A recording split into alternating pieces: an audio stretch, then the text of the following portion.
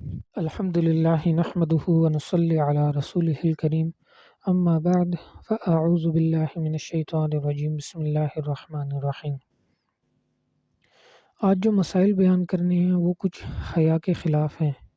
قرآن پاک کے اندر آتا ہے کہ ان اللہ لا یستحی من الحق، کہ اللہ تعالیٰ حق بات بیان کرتے ہوئے حیا نہیں کرتے، اور رسول اللہ صلی اللہ علیہ وسلم نے احادیث کے اندر بعض مسائل ایسے بیان کیے ہیں کہ جو بظاہر حیا کے خلاف ہیں۔ تو دین کے اندر کوئی حیا نہیں ہے۔ تو جو آج مسائل میں بیان کرنے لگا ہوں وہ شرعی مسائل ہیں اور ہماری ضرورت ہے۔ تو حیض اور نفاس کیا ہے؟ تو حیض عورت جب لڑکی بالغ ہو جاتی ہے، بالغہ ہو جاتی ہے، تو اس کے رحم سے خون جاری ہوتا ہے، جس کی مدت کم سے کم 3 دن ہے اور زیادہ سے زیادہ 10 دن ہے۔ اور نفاس کیا ہے کہ جب بچے کی ولادت ہوتی ہے تو بچے کی ولادت کے بعد جو عورت کو خون آتا ہے تو اس کی کم سے کم مدت جو ہے وہ کوئی بھی نہیں ہے۔ جیسے ولادت ہوئی اس کے بعد اگر خون آیا تو ٹھیک ہے، اگر نہ آیا تو ٹھیک ہے، اور اس کی زیادہ سے زیادہ مدت کیا ہے کہ وہ 40 دن تک ہے۔ اور جو حیض کی کم سے کم مدت 3 دن ہے، اگر 3 دن سے کم کسی کو حیض آیا کہ 3 دن سے کم اگر کسی کا خون نکلا، 1 دن نکلا یا 2 دن نکلا لیکن اس کے بعد پھر بند ہو گیا، تو وہ حیض کا خون نہیں شمار کیا جائے گا، اس کے اوپر وہ شرعی احکام لاگو نہیں ہوں گے۔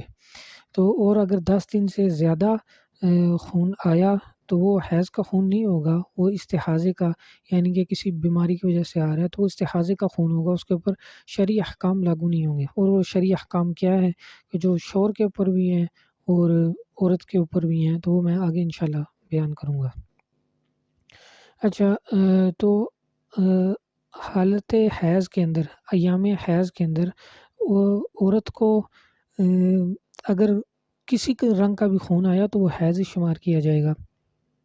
مثال کے طور پہ اگر سرخ رنگ کا آیا یا سبز رنگ کا یا زرد رنگ کا، یہاں تک کہ اگر سفید رنگ کا بھی خون آیا تو وہ حیض ہی شمار کیا جائے گا۔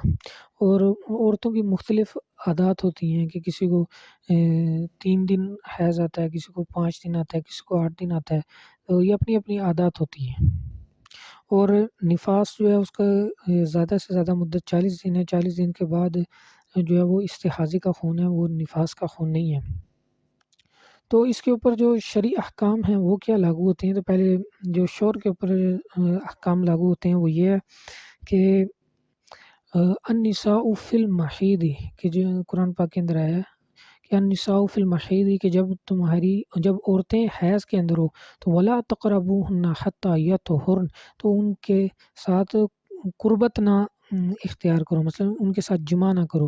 تو حالت حیض کے اندر وہ مرد اگر عورت کے ساتھ ہم بستری کرے تو یہ ناجائز عمل ہے۔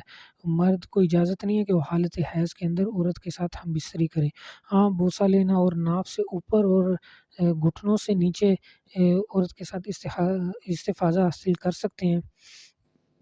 اور احادیث کے اندر بھی عورت کے ساتھ حالت حیض کے اندر ہم بستری کرنے میں شدید وعید آئی ہے، اور یہ کبیرہ گناہ ہے عورت کے ساتھ حالت حیض کے اندر ہم بستری کرنا۔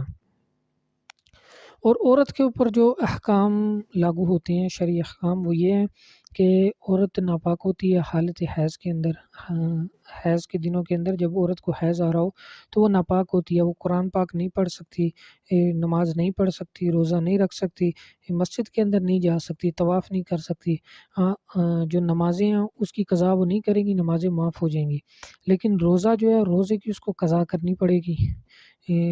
رمضان کے علاوہ جب وہ پاک ہو جائے تو اس کو اپنے روزے قضا کرنے پڑیں گے، جو حالت حیض کے اندر وہ نہیں رکھ سکی۔